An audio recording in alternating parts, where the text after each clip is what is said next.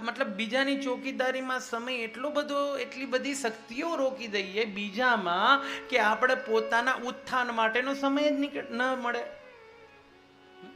બીજાની ચોકીદારીઓ આપણે કરવાની, બીજાની ઈર્ષા નિંદાને આપણે ચેક કરતું રહેવાનું કે એનામાં કયા અવગુણ છે, એને હું નોટિફાઈડ કરું, એને હું લખું અને લોકો સામે ગાવ અને મને આનંદ આવશે.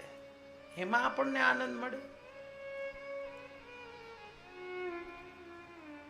વિકાસ કેમ નથી થતો?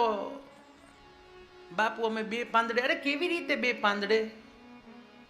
બે પાંદડે કેવી રીતે થશો? તારો ક્રોધ જો, તારો અહંકાર જો, તારો લોભ જો, તારી ઈર્ષા જો,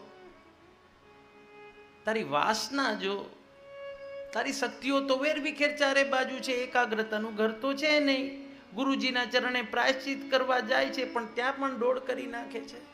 પરમાત્માના ચરણે પ્રાયશ્ચિત કરવા જાય ત્યાં પણ દોડ કરે છે.